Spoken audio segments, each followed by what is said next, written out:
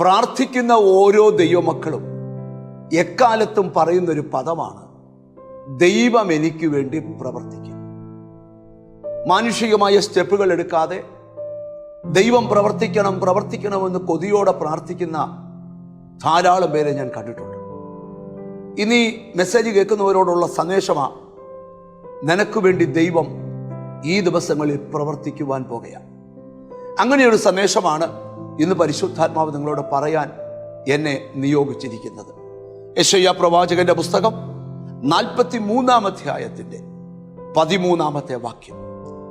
ഇന്നും ഞാൻ അനന്യൻ തന്നെ, എൻ്റെ കയ്യിൽ നിന്ന് വിടുവിക്കുന്നവൻ ആരുമില്ല. ഞാൻ പ്രവർത്തിക്കും, ആരത് തടുക്കും.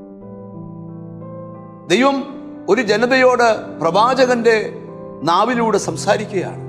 സ്തോത്രം. ഇന്നും ഞാൻ അനന്യനായ ദൈവമാണ്, എൻ്റെ കയ്യിൽ നിന്ന് വിടുവിക്കുന്നവൻ ആരുമില്ല. അടുത്ത പദം, ഞാൻ പ്രവർത്തിക്കും, ആരത് തടുക്കും. ഒത്തിരി നാളുകൾ കാത്തിരുന്ന് ഒരു ദൈവപ്രവൃത്തി കാണാൻ കൊതിച്ചിട്ടും ദൈവപ്രവൃത്തി കാണാൻ കഴിയാതെ ഭാരപ്പെട്ട് കരയുന്ന ചിലരെ ഇന്ന് ഞാൻ ഈ വചന വെളിപ്പാടിലൂടെ കാണുകയാണ്. നിങ്ങളോടുള്ള ഒരു ആത്മീക ദൂത് പറയാം.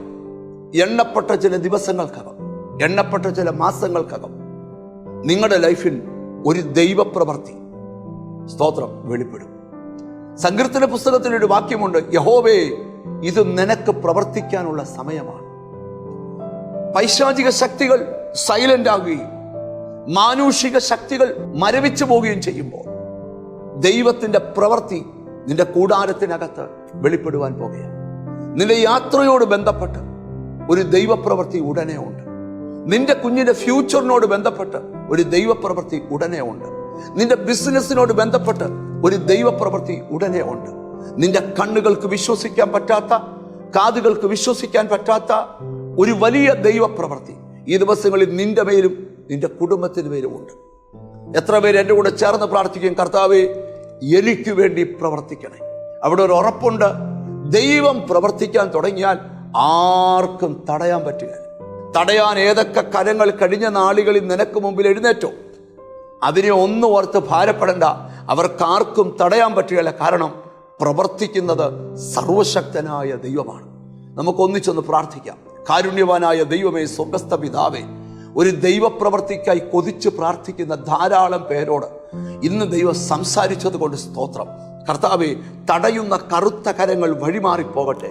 എന്നോട് ചേർന്ന് പ്രാർത്ഥിക്കുന്ന മക്കളെ നിന്റെ നാമം ചൊല്ലി പിതാവിൻ്റെയും പുത്രൻ്റെയും പരിശുദ്ധാത്മാവിൻ്റെ നാമത്തിൽ അനുഗ്രഹിച്ച് പ്രാർത്ഥിക്കുന്നു. ഒരു ദൈവപ്രവൃത്തി അവരുടെ മേൽ വെളിപ്പെടട്ടെ, യേശു ക്രിസ്തുവിൻ നാമത്തിൽ തന്നെ, ആമേൻ. നിന്റെ ജീവിതത്തിൽ ഒരു അത്ഭുതം കാണാൻ പോവാം. എന്തായിരിക്കും ആ അത്ഭുതം എന്ന് ഞാൻ പറയാം. ഒരു ദൈവപ്രവൃത്തി, വിശ്വസിക്കാൻ പറ്റാത്തത് നിന്റെ കുടുംബത്തിൽ സംഭവിക്കും. ഈ ദിവസങ്ങളിൽ സംഭവിക്കും. കാത്തിരുന്ന് കാണാം. God bless you.